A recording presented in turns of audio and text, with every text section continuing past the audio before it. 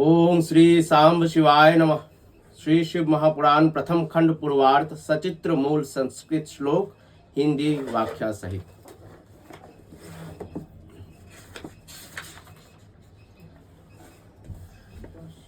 नमस्कार। आज मैं शिव महापुराण के अंतर्गत रुद्र संहिता का जो द्वितीय भाग है सती खंड, उसका सप्तविंश अध्याय यानी कि 27वां अध्याय का पाठ करने जा रहा हूं। अथ सप्तविंश अध्याय। दक्ष प्रजापति द्वारा महान यज्ञ का प्रारंभ। यज्ञ में दक्ष द्वारा शिव के नाम बुलाए जाने पर दधीचि द्वारा दक्ष की भत्सना करना, दक्ष के द्वारा शिव निंदा करने पर दधीचि का वहां से प्रस्थान। ब्रह्मा जी बोले, हे मुने, एक समय दक्ष ने एक बड़े महान यज्ञ का प्रारंभ किया और दीक्षा प्राप्त उसने उस यज्ञ में सभी देवताओं तथा ऋषियों को बुलाया। शिव की माया से विमोहित होकर सभी महर्षि तथा देवता यज्ञ को संपन्न कराने के लिए आए। अगस्त्य, कश्यप, अत्रि, वामदेव, भृगु, दधीचि, भगवान व्यास, भारद्वाज, गौतम, पैल, पराशर, गर्ग, भार्गव, ककुभ, सीत, सुमंतु, त्रिक, कंक और वैशम्पायन ये सब तथा अन्य बहुत से मुनि अपने स्त्री पुत्रों को साथ लेकर मेरे पुत्र दक्ष के यज्ञ में हर्ष पूर्वक गए। इनके अतिरिक्त समस्त देवगण, महान अद्भुतशाली लोकपालगण और सभी उपदेवता अपनी उपकारक सैन्य शक्ति के साथ वहां आए थे। दक्ष ने प्रार्थना करके पुत्र, परिवार और मूर्तिमान वेदों सहित मुझ विश्व सृष्टा ब्रह्मा को भी सत्य लोक से बुलवाया था। इसी तरह भांति भांति से सादर प्रार्थना करके वैकुंठ लोक से पार्षदों और परिवार सहित भगवान विष्णु भी उस यज्ञ में बुलाए गए थे। इसी प्रकार अन्य लोग भी विमोहित होकर दक्ष के यज्ञ में आए और दुरात्मा दक्ष ने उन सब का बड़ा सत्कार किया। विश्वकर्मा के द्वारा बनाए गए अत्यंत दीप्तिमान, विशाल, बहुमूल्य तथा दिव्य भवन दक्ष ने उन्हें ठहरने के लिए दिए थे। उन भवनों में मेरे तथा विष्णु के साथ वे सभी देव महर्षिगण दक्ष से यथा योग्य सम्मानित हो अपने अपने स्थानों पर स्थिर होकर शोभित होने लगे। उस समय कनखल नामक तीर्थ में आरंभ हुए उस महायज्ञ में दक्ष ने भृगु आदि तपोधनों को ऋत्विज बनाया। संपूर्ण मरुद गणों के साथ स्वयं भगवान विष्णु उस यज्ञ के अधिष्ठाता बने और मैं वेद त्रय की विधि को बताने वाला ब्रह्मा बना था। इसी तरह संपूर्ण दिक्पाल और आयुधों और परिवारों के साथ द्वारपाल एवं रक्षक बने थे। वे सदा कौतूहल पैदा करते थे। स्वयं यज्ञदेव सुंदर रूप धारण करके उनके यज्ञ में उस समय उपस्थित थे और बड़े बड़े श्रेष्ठ मुनि लोग स्वयं वेदों को धारण किए हुए थे। अग्नि ने भी उस यज्ञ महोत्सव में शीघ्र ही हविष्य ग्रहण करने के लिए अपने हजारों रूप प्रकट किए थे। वहां 88,000 ऋत्विज एक साथ हवन करते थे। 64,000 देवर्षि उस यज्ञ में उद्गाता थे।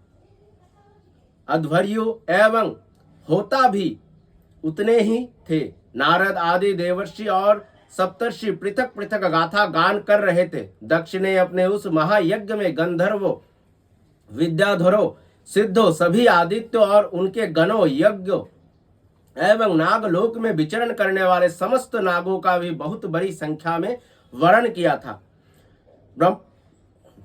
ब्रह्मर्षि, देवर्षि, राजर्षियों के समुदाय और अपने मित्रों, मंत्रियों तथा सेनाओं के साथ अनेक राजा भी वहां आए हुए थे। यजमान दक्ष ने उस यज्ञ में वसु आदि समस्त गण देवताओं का भी वरण किया था। कौतुक और मंगलाचार करके जब दक्ष ने यज्ञ की दीक्षा ली तथा जब उनके लिए बारंबार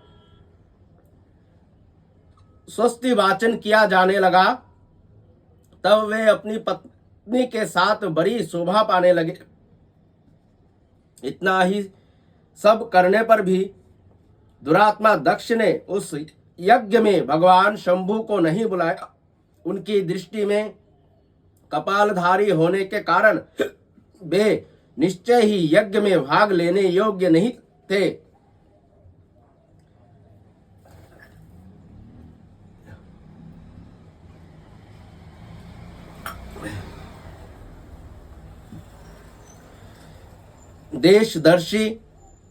दोषदर्शी दक्ष ने कपाली की पत्नी होने के कारण अपनी प्रिय पुत्री सती को भी यज्ञ में नहीं बुलाया।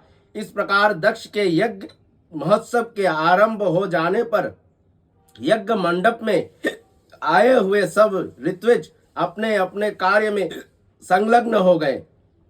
इसी बीच वहां भगवान शंकर को उपस्थित ना देखकर शिव भक्त दधीची का चित्त अत्यंत उद्विग्न हो उठा और वो कहने लगे। दधीची बोले, हे प्रमुख देवताओं तथा महर्षियों, आप सब लोग प्रसन्नता पूर्वक मेरी बात सुने। इस यज्ञ महोत्सव में भगवान शंकर क्यों नहीं आए हैं? यद्यपि ये देवेश्वर बड़े बड़े मुनि और लोकपाल यहाँ आए हुए हैं, तथापि उन पिनाकीधारी महात्मा शंकर के बिना ये यज्ञ अधिक शोभा नहीं पा रहा है। बड़े बड़े विद्वान कहते हैं कि मंगलमय भगवान शिव जी की कृपा दृष्टि से ही समस्त मंगल कार्य संपन्न हो जाते हैं। जिनका ऐसा प्रभाव है, हे वे पुराण पुरुष वृषभ ध्वज परमेश्वर श्री नीलकंठ यहाँ क्यों नहीं दिखाई दे रहे हैं? हे दक्ष, जिनके संपर्क में आने पर अथवा जिनके स्वीकार कर लेने पर अमंगल भी मंगल हो जाते हैं, तथा जिनके 15 नेत्रों से देखे जाने पर बड़े से बड़े मंगल तत्काल ही हो जाते हैं, उनका इस यज्ञ में पदार्पण होना अत्यंत आवश्यक है। इसीलिए तुम्हें स्वयं ही परमेश्वर शिव जी को यहाँ बुलाना चाहिए, अथवा ब्रह्मा, प्रभावशाली भगवान विष्णु, इंद्र, लोकपालों, ब्राह्मणों और सिद्धों की सहायता से सर्वथा प्रयत्न करके इस समय यज्ञ की पूर्ति के लिए उन भगवान शंकर को यहाँ ले आना चाहिए। आप सब लोग उस स्थान पर जाए जहाँ महेश्वर देव विराजमान है, वहां से दक्ष नंदिनी सती के साथ भगवान शंभु को यहाँ तुरंत ले आए।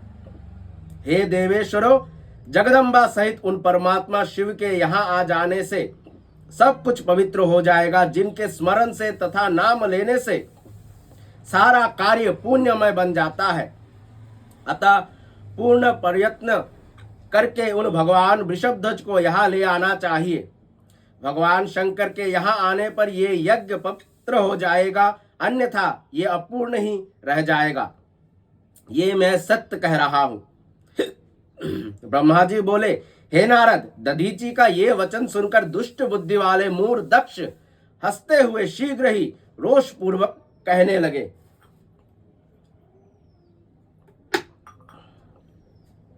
भगवान विष्णु संपूर्ण देवताओं के मूल है, जिनमें सनातन धर्म प्रतिष्ठित है।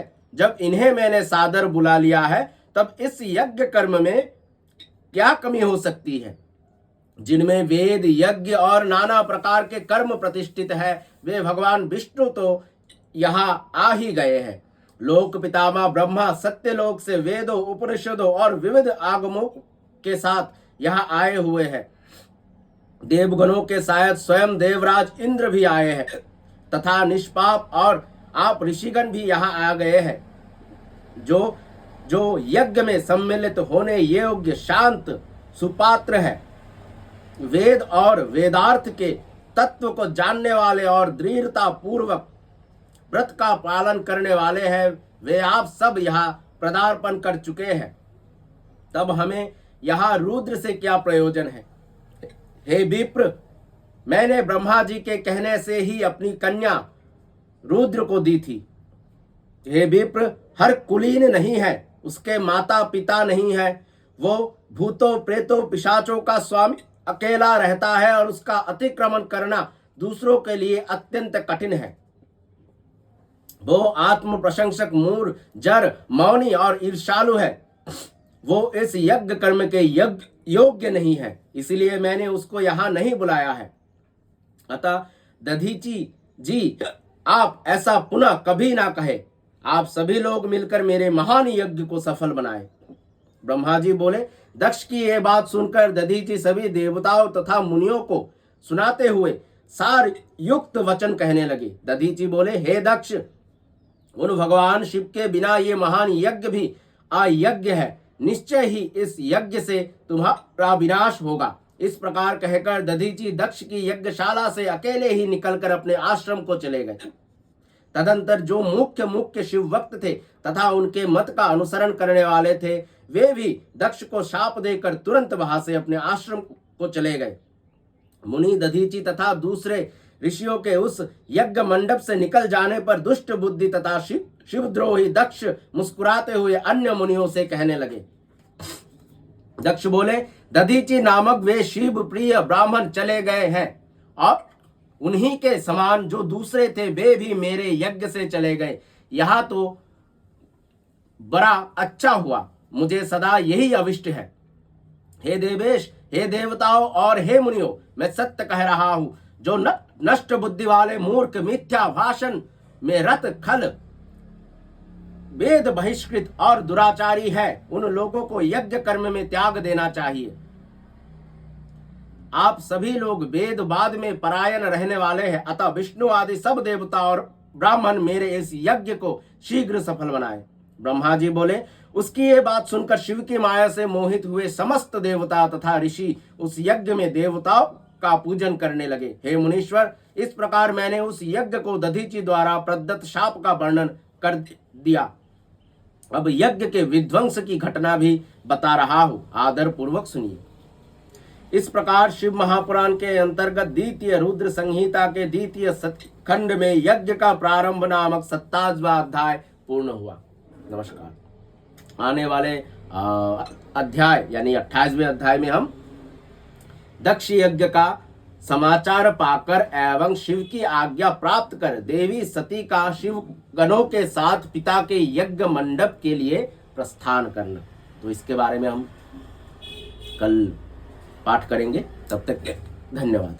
सांब सदाशिव सांब सदाशिव सांब सदाशिव सांब सदाशिव हर शंभु।